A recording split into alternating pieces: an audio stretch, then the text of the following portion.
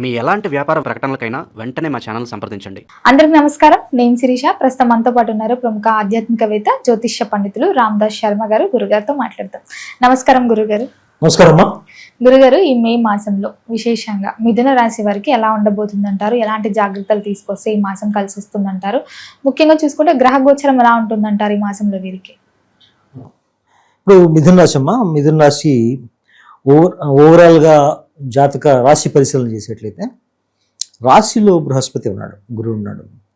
రాశిలో బృహస్పతి ఉండడం వల్ల వీళ్ళకి ఏమవుతుందంటే కొంచెం వీళ్ళకి ఆహార అలవాట్లు కొంచెం మారుతాయి. వీళ్ళవి కొంచెం వెయిట్ ఎక్కువే ప్రమాదం కూడా ఉంటుంది. ఎందుకంటే లగ్నంలో ఎప్పుడైతే బృహస్పతి ఉంటాడో ఆయన అంటే కొంచెం లేజినెస్ ఇస్తాడనమాట. దానివల్ల ఏంటంటే వెయిట్ ఇంక్రీజ్ అయ్యే ప్రమాదం, అంటే పెరిగే ప్రమాదం ఏంటంటే.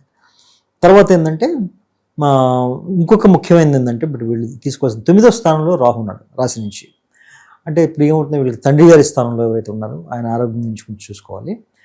తర్వాత వీళ్ళకి తీరని కోరికలు కొన్ని ఉంటాయి, దానికోసం దైవ ప్రార్థన చేస్తూ ఉంటారు. అవి తీరలేదని దైవాన్ని నిందిస్తూ కూడా ఉంటారు వాళ్ళు. ఎందుకంటే రాహు ప్రభావం అది. రాహు ఎప్పుడైతే 9వ స్థానంలో ఉంటాడో అన్కన్వెన్షనల్ థింకింగ్ ఉంటుంది వాళ్ళకి. అంటే ముఖ్యంగా ఏంటంటే మన సనాతన ధర్మం మీద. ఇప్పుడు మామూలుగా జన్మజాతకంలో 9వ స్థానంలో రాహు ఉంటే వాళ్ళు సనాతన ధర్మాలని వాటిని నమ్మరు. వాళ్ళు అసలు ఈ ధర్మాల మీద నమ్మకం ఉండదు వాళ్ళకి. వాళ్ళ ఉద్దేశం ఏంటంటే వాళ్ళు పూర్తిగా విరుద్ధంగా ఉంటుంది.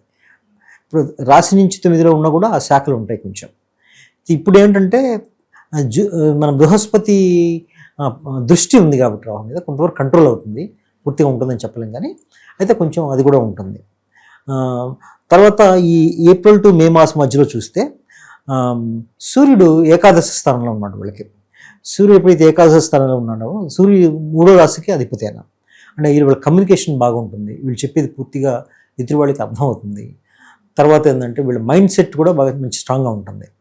అయితే ఇక్కడ తెలుసుకోవాల్సిన విషయం ఏంటంటే తృతీయ స్థానాధిపతి సూర్యుడు స్ట్రాంగ్గా ఉన్నప్పటికి కూడా 3వ స్థానంలో కేతు ఉన్నాడు మళ్ళీ. అంటే వీళ్ళ మైండ్ సెట్ ఏంటంటే కన్ఫ్యూజన్తో కూడిన వీరత్వం ఉంటుంది వీళ్ళకి. అంటే నేను బ్రహ్మాండంగా చేస్తాను, ఇది చేస్తాను ముందుకు వెళ్తారు. 50%, 60% అవగానే మళ్ళీ వెనక్కి వస్తారు అన్నమాట. భయపడి కాదు, అది చేయడం వేస్ట్ అనిపిస్తుంది వీళ్ళకి. అట్లా అనమాట. ఎందుకంటే అది కేతు వల్ల వస్తుంది అది. సో దాన్ని అధిగమించవచ్చా అంటే అధిగమించవచ్చు అది.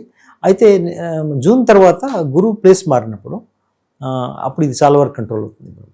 సో ఓవరాల్గా చూస్తే ఏప్రిల్ టు మే నెల మిథున రాశి వాళ్ళకి బాగానే ఉందని చెప్పాలి.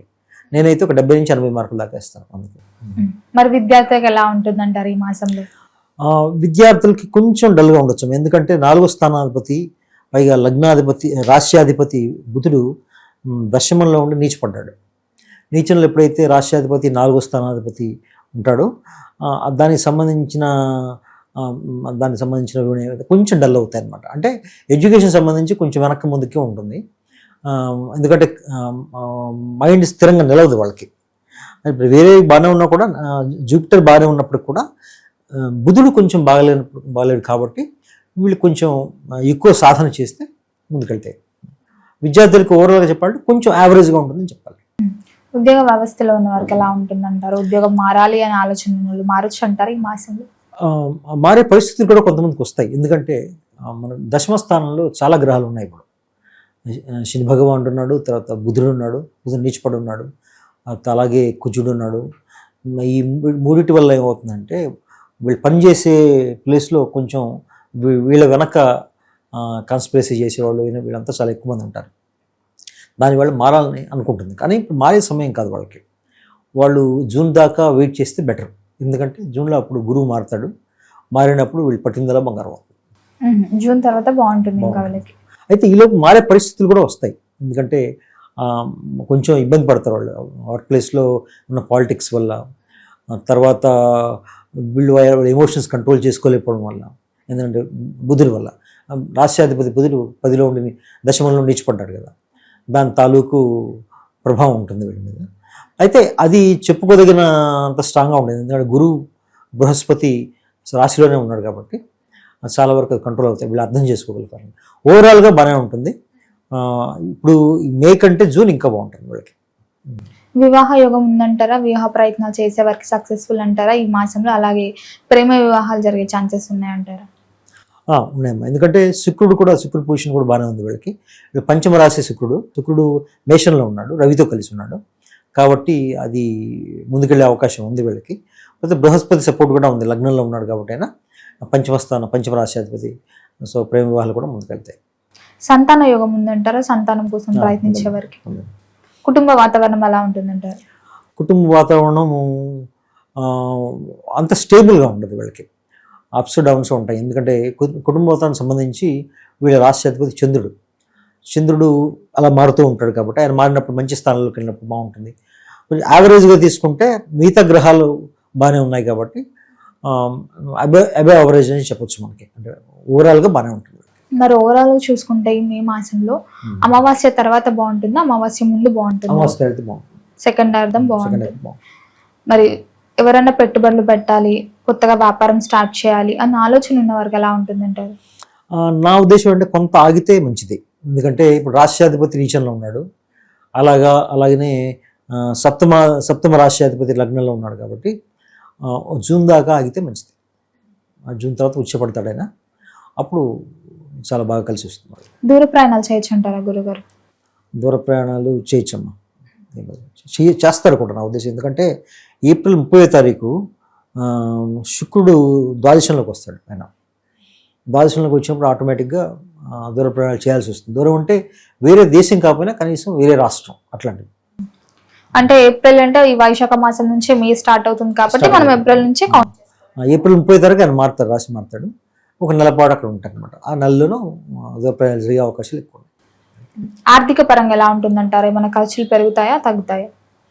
ఆర్థిక పరంగా ఖర్చులు ఉంటాయి కానీ ఆదాయం కూడా ఉంటుంది వీళ్ళకి.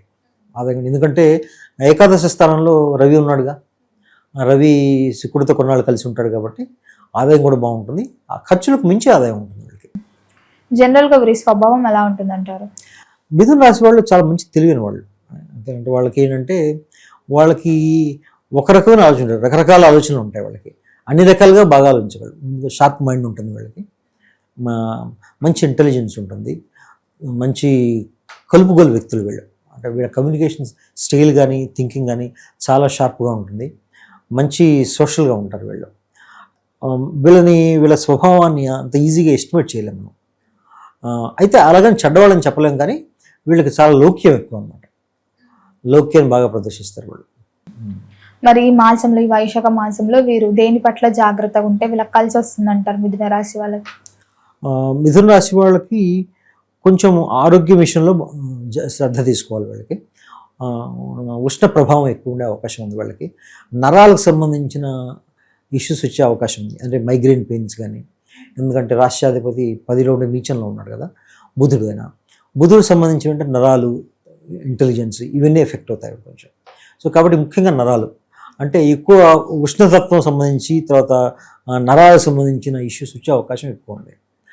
అది తగ్గాలంటే ఏంటంటే విష్ణుమూర్తి ఆరాధన చేస్తే మంచిది. వీళ్ళు ఏ విష్ణుమూర్తి అవతారమైనా సరే వాళ్ళు ఆరాధన చేయాలి. ఎలాంటి పరిహారాలు చేయొచ్చు అంటారు? పరిహారం విష్ణు సహస్రనామం చేయడం, తర్వాత ఆదిత్య హృదయం, సూర్యాష్టకం అవి చదువుకుంటే మంచిది. వాళ్ళు గురుగారు మొత్తం మీద మే మాసంలో మిథున రాశి వారికి ఎలా ఉండబోతుంది, ఎలాంటి జాగ్రత్తలు తీసుకోవాలి తెలియజేసినందుకు ధన్యవాదాలండి.